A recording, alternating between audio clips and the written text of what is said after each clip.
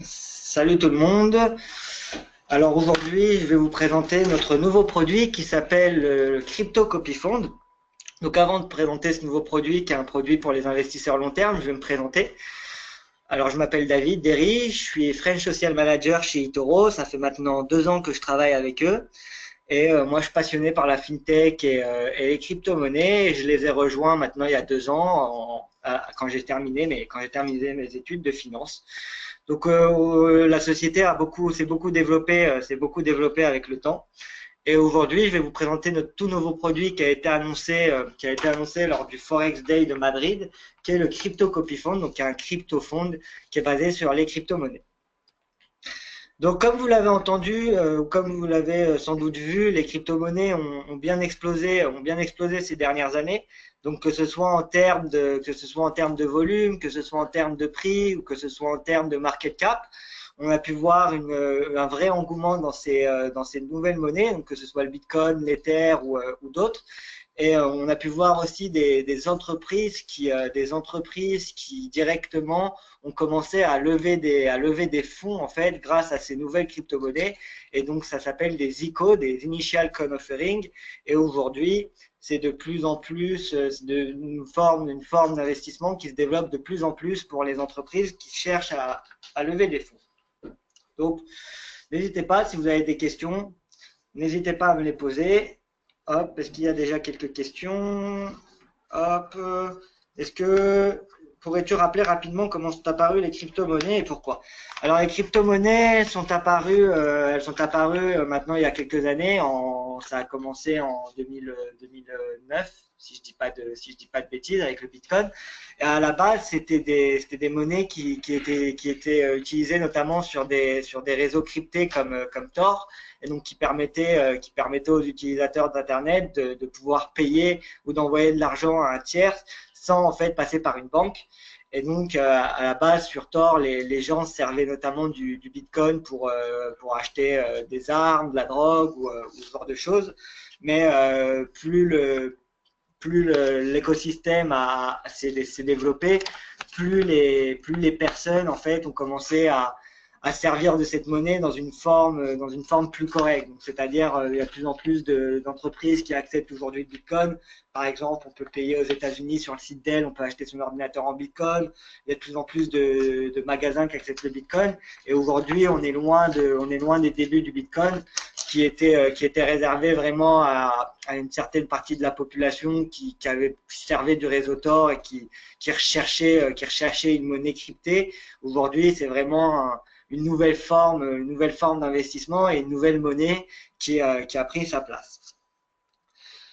Donc nous, sur eToro, on propose de trader le Bitcoin ou l'Ether. On propose de trader même maintenant, aujourd'hui, on a rajouté l'Ethereum classique ou encore le Litecoin. Et donc on propose de trader le Bitcoin ou l'Ether sur des CFD. Donc les CFD, c'est des contrats, c'est des dérivés en fait, sur lesquels les investisseurs prennent un contrat en fait et s'engagent avec eToro là pour le coup de payer la différence s'ils perdent ou d'encaisser la différence avec la date d'achat du contrat.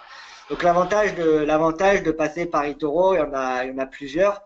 La plateforme est entièrement sécurisée. Donc, comme on a pu le voir avec le Bitcoin et avec l'industrie du Bitcoin, parfois les acteurs peuvent être mal intentionnés et donc peuvent voler l'argent d'une plateforme et faire juste un transfert via un autre compte. Donc sur eToro, c'est pas possible parce que on détient votre compte et c'est totalement réglementé et sécurisé. Donc votre argent partira et s'enverra que dans votre banque. C'est pas possible de l'envoyer vers une adresse Bitcoin directement. En plus de ça, on détient vos fonds dans des banques qui sont conservées dans des catégories 1 de banques européennes, comme la Barclays notamment. Et donc ça permet aux utilisateurs de dormir en toute confiance, sachant que leur Bitcoin est sécurisé et que leur investissement ne risque pas demain de partir. Et enfin, l'avantage aussi de trader avec eToro, c'est la confidentialité parce que, comme vous le savez, on a un réseau social. Néanmoins, si vous ne souhaitez pas qu'on partage vos données, on ne partage pas vos données, donc vous pouvez garder votre compte privé, donc les gens n'ont pas accès à vos investissements. Alors, je vois qu'il y a beaucoup de questions. Dans quelles banques sont placés les investissements chez eToro? Alors, les investissements chez eToro, comme je le disais, ils sont placés à la Barclays en Europe. Et on est en train d'essayer pour les clients français, on est en train de travailler de relation avec la BNP Paribas pour voir si on ne peut pas permettre à nos clients de déposer leurs fonds directement, enfin de conserver leurs fonds directement à la BNP Paribas. Quelles sont les différences entre toutes ces monnaies? Alors en fait, toutes ces monnaies, elles reposent sur une blockchain qui est différente. Donc le leader de cette industrie, c'est le leader de cette industrie, c'est le Bitcoin, qui s'est développé maintenant il y a quelques années et qui est un peu le dollar, si vous voulez, de l'industrie des crypto-monnaies. Mais après, chaque monnaie a son avantage et ses inconvénients. Par exemple, certains spécialistes préfèrent le Litecoin parce que les transactions sont plus rapides. D'autres préfèrent Monero ou le Dash parce que les transactions sont totalement anonymes, alors que c'est plus le cas avec le Bitcoin. Donc ça dépend vraiment des personnes. Maintenant, ces monnaies, après, il faut aussi savoir que certaines monnaies ne sont pas aussi développées que le Bitcoin, donc elles peuvent être plus dures à échanger. Donc ça dépend en fait ça dépend des intérêts des investisseurs. Certaines personnes viennent pour des raisons techniques, d'autres viennent pour des raisons spéculatives. Mais chaque monnaie a ses avantages et ses inconvénients. Vous pouvez aller voir sur le site internet de chaque monnaie et vous verrez les différences. Donc là, ce CryptoFund, alors le CryptoFund qu'on a créé, c'est pour permettre aux investisseurs qui n'ont pas forcément envie d'eux-mêmes investir sur les marchés. On leur a permis en fait d'investir en un seul clic sur un copy fund spécialisé sur les crypto-monnaies. Donc en fait, c'est un CryptoFund qui est rebalancé automatiquement tous les mois et qui est rebalancé en fonction de la capitalisation boursière donc de ces monnaies. Et donc, c'est vraiment un investissement pour les investisseurs passifs qui souhaitent avoir une exposition sur le marché des crypto-monnaies, mais sans avoir eux-mêmes à gérer et à monitorer leur investissement, quoi. Donc, ça permet vraiment une diversification et ça permet un produit aux nouveaux clients, voilà, diversifié dans cette industrie et donc géré automatiquement par le comité d'eToro. Donc, il n'y a pas besoin de prendre soi-même les positions.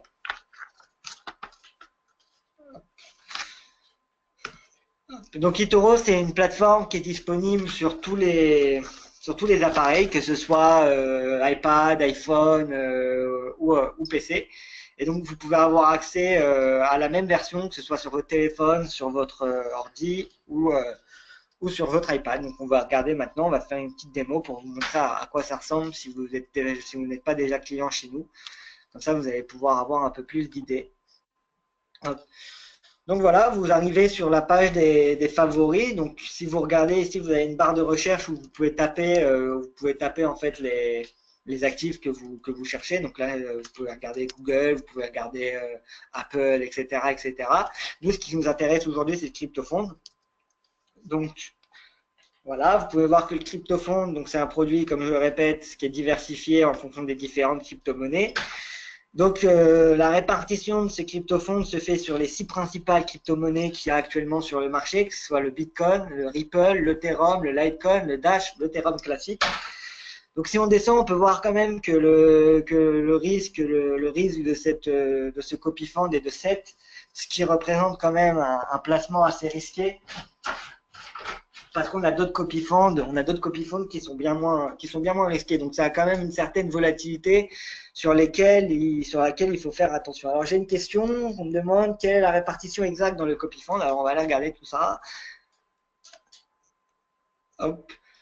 Voilà, donc on peut voir qu'il a investi 100% dans les crypto-monnaies. Et donc si on regarde, hop, il a investi exactement à 51% dans le Bitcoin, à 16,50% dans le Bitcoin, à 15% dans le Ripple, à 7,22% sur l'Ethereum classique, à 5,59% sur le Litecoin et à 4,57% sur le Dash. Donc ça permet vraiment une diversification sur tous les produits et donc ça permet vraiment un produit financier qui est diversifié et donc même s'il est assez volatile parce que c'est une industrie qui est très volatile, il est quand même géré par un comité d'investissement professionnel qui est eToro, qui est le comité d'investissement d'eToro. Et donc, ça permet une bonne diversification sur ces produits. quels sont les différents frais de trading? Donc les frais de trading, vous pouvez avoir accès si vous allez sur Google et vous tapez eToro Spread, vous allez avoir un site, enfin vous allez avoir une page internet sur laquelle vous allez pouvoir trouver tous les frais et toutes les informations que vous avez besoin, que ce soit des questions ou autres. Quelles sont les attentes de croissance de l'Ethereum d'ici la fin de l'année? Alors Samuel, on peut pas savoir, enfin on peut pas vraiment prédire quelles sont les attentes de croissance de l'Ethereum d'ici la fin de l'année. C'est comme on a pu le voir, c'est un investissement qui est assez volatile parce qu'au début de l'année, il était à 15 dollars, on est passé à 400 dollars et on est redescendu aujourd'hui vers les 200 dollars. Mais moi maintenant, mon opinion personnelle, il est assez bullish sur ces crypto-monnaies en général et l'Ethereum permet quand même, c'est la principale plateforme de blockchain qui existe. C'est un code qui est un peu différent, du Bitcoin. Mais l'avantage de l'Ethereum par rapport au Bitcoin, c'est qu'il comprend d'autres choses que uniquement la monnaie. Et donc, de plus en plus de projets se développent autour de l'Ethereum, donc ce que j'évoquais précédemment en parlant des ICO. Et donc, moi, je pense que d'ici les prochaines années, ce projet et ces formes d'investissement prendront une place de plus en plus croissante et on a pu voir il y a quelques jours même que la SEC a réglementé d'ailleurs ses initial coin offering et qu'aujourd'hui une entreprise qui lève via cette méthode, c'est exactement comme si levait via des actions. Donc je pense que c'est une industrie qui a un fort potentiel et on en est qu'au début. Maintenant, ça reste quand même un investissement très volatile, donc il faut faire attention. Et nous, chez eToro, on recommande en général aux personnes d'avoir une certaine partie, 5% de son portefeuille par exemple, diversifié dans ce genre d'actifs, mais de faire quand même attention parce que la volatilité est au rendez-vous. Donc voilà, vous pouvez voir là sur la plateforme, on peut trader l'Ethereum, on peut trader le Bitcoin, on peut trader vraiment toutes les monnaies. On est en train de rajouter, alors maintenant il y a l'Ethereum classique qui est disponible depuis peu et on rajoutera normalement avant la fin du mois d'août, si je dis pas de bêtises, on rajoutera le Litecoin et le Dash et le Ripple qui sont des actifs qui sont très attendus par les membres de notre communauté. Bonjour, alors j'ai une autre question de Thierry qui me demande: bonjour, est-ce que le Bitcoin Cash version fork va être ajouté dans le CryptoFund? Alors, je ne sais pas encore s'ils vont ajouter le Bitcoin Cash à la plateforme. Ce qui est sûr, c'est que ce qui est prévu, c'est que toutes les crypto-monnaies qui seront ajoutées sur la plateforme eToro seront insérées dans le CryptoFund. Donc, si l'entreprise décide d'insérer le Bitcoin Cash sur la plateforme, si eToro décide d'insérer le Bitcoin Cash sur la plateforme, elle a de très fortes chances que la paire soit disponible aussi dans le CryptoFund. Je voudrais savoir votre opinion sur XRP. Il y a des rumeurs que cette monnaie va augmenter de 200% dans 2 ans. Alors le Ripple, c'est une monnaie développée par une start-up américaine. C'est une blockchain qui est un peu différente des autres parce que c'est une blockchain en fait qui est vraiment focus sur le milieu financier en fait, et l'entreprise de Ripple permet aux banques de travailler de travailler et d'analyser en fait la blockchain via leur blockchain Ripple. Et donc à chaque fois qu'ils créent un nouveau contrat avec une banque ou avec un fonds institutionnel, ils leur transmettent une certaine partie de Ripple avec lesquels les banques, tout ça, vont pouvoir essayer la blockchain et essayer leur blockchain à eux et leur processus. Donc maintenant, c'est vrai que le Ripple, il est pas cher comparé aux autres crypto-monnaies, mais il y a quand même des risques sur cette monnaie, même si aujourd'hui on a quand même de fortes chances de l'avoir d'ici les prochaines années, prendre de plus en plus d'importance. Y a-t-il des leviers? Alors j'ai une question, on me demande s'il y a des leviers sur les cryptos ou sur le CryptoFund. Je sais pas, en tout cas sur les crypto-monnaies, vu la volatilité de ces produits, on a retiré les leviers, et sur le CryptoFund, il n'est pas non plus possible de prendre des leviers. Par contre, après, sur les autres actifs de chez eToro, que ce soit les indices, les actions ou les matières premières par exemple, vous pouvez choisir le levier en fonction de la volatilité. Donc ça va, pour les actions, ça va jusqu'à 10, pour les monnaies, ça va jusqu'à 400, pour les commodités, ça va jusqu'à 100, il me semble, si je dis pas de bêtises, peut-être plus. On va regarder, ça va jusqu'à 25 pour le Platinum, pour l'or, ça va jusqu'à combien? L'or, ça va jusqu'à 100. Donc voilà, donc ça dépend vraiment de l'actif, mais sinon sur les crypto-monnaies et les crypto-fonds, c'est pas possible de mettre des leviers. C'est quoi une blockchain? Comment cela fonctionne? Alors la blockchain, si vous voulez vous faire une idée de la blockchain, en fait, il faut s'imaginer une sorte de livre blanc, un énorme livre blanc sur lequel chaque transaction qui va être passée sur cette blockchain, sur cette chaîne de blocs, va être enregistrée automatiquement en fait dans ce livre comptable. Et donc ça permet au réseau, à chaque fois qu'il y a une transaction entre deux individus ou à chaque fois que l'argent est transféré d'une personne à l'autre, en fait la transaction est enregistrée immédiatement dans la blockchain, et tout cela de manière informatique. Donc ça permet notamment, ça réduit le risque de fraude. Et donc voilà. Après, ce qu'il faut aussi noter, c'est que chaque crypto-monnaie possède une blockchain différente. Donc la blockchain du Bitcoin n'est pas la même que la blockchain de l'Ethereum. Voilà. Alors en parlant de blockchain et de Bitcoin, on va revenir à la présentation. Et donc vous allez voir, aujourd'hui on est en train de parler de plus en plus de on est en train de parler de plus en plus de l'hard fork qu'il va y avoir, donc de la séparation du Bitcoin entre deux monnaies. Donc comme une personne l'a évoqué précédemment, on a pu voir qu'il y avait le Bitcoin et le Bitcoin Cash qui allaient être développés. Et donc, à partir du 1er août, en fait, le blockchain du Bitcoin va être changé par certains mineurs qui considéraient que la blockchain était devenue trop lente et que les transactions prenaient trop de temps à se transférer d'une personne à l'autre. Donc, ils veulent implémenter quelque chose de technique qui s'appelle le SegWit. Et donc, le SegWit, ça permettrait en fait à la blockchain de réduire le nombre de blocs et d'accélérer en fait les processus en augmentant la taille de chaque bloc, pour faire simple.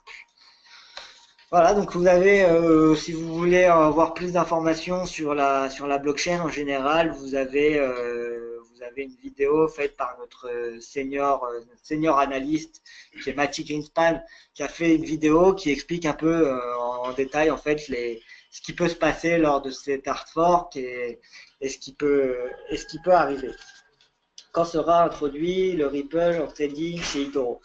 Alors Jean-Marc, pour le moment, on n'a toujours pas de date exacte, mais comme je le disais auparavant, normalement ça devrait être introduit avant la fin août. J'ai vu les frais, elle est passée à 25 € par retrait sur eToro. Cela va-t-il encore évoluer? Salut Fabien. Alors pour le moment, non. On n'a pas l'intention de réaugmenter les frais. On vient de réaugmenter les frais justement en les passant à 25 $, il me semble. Donc pour le moment, en tout cas, c'est pas prévu que ces frais évoluent encore. Les prix en cours, quelle est la meilleure crypto-monnaie pour vous, la plus rentable? C'est très dur d'expliquer quelle est la crypto-monnaie la plus rentable. Maintenant, la crypto-monnaie la plus sérieuse et celle qui a la meilleure réputation dans l'industrie, c'est Bitcoin. L'Ethereum aussi a pris une croissance phénoménale cette année, notamment ces derniers mois. Donc on peut voir, pour moi, c'est quand même une industrie qui reste assez révolutionnaire, mais assez nouvelle. Donc je pense que pour le moment, on a une phase de early adopter sur le marché, et je pense que la plupart des crypto-monnaies d'ici les prochaines années risquent de voir leur cours encore évoluer, que ce soit le Bitcoin ou autre. Mais sinon, voilà, c'est quand même une industrie avec un fort potentiel de croissance, mais c'est très dur de dire quelle est la crypto-monnaie qui performera le mieux. Maintenant, la crypto-monnaie avec la meilleure réputation en ce moment est qui a connu le meilleur taux Le meilleur taux d'adaptation, c'est le Bitcoin. Est-ce qu'il est-il possible de retirer des fonds vers un autre pays que celui du versement? Alors, normalement, il me semble, si je dis pas de bêtises, mais ça, je vous invite à voir ça avec votre gestionnaire de compte parce qu'il sera mieux que moi. Mais normalement, il me semble que votre dépôt vous sera remboursé par votre moyen de paiement que vous avez choisi au premier versement. Donc, c'est-à-dire que si vous avez fait un premier versement avec votre carte bancaire, votre dépôt sera remis sur votre carte bancaire. Mais par contre, après vos gains, vous avez la possibilité de choisir vous-même en fait, où vous voulez les retirer. Voilà. Bah, merci d'avoir participé à ce webinaire. N'hésitez pas, si vous avez d'autres questions, vous pouvez me les poser directement maintenant. Ou sinon, vous pouvez me rajouter aussi sur la plateforme eToro, donc mon username c'est Davder, ou m'envoyer un mail sur derry.david@gmail.com et donc je vous répondrai à votre question et n'hésitez pas si vous avez d'autres questions. Voilà, une dernière question. Quelles sont vos prévisions pour le 1er août? Vous en avez investi dans les cryptos. Vous devez bien avoir votre propre avis sur le sujet. Une hausse de ATH, 400 pour l'interrogation.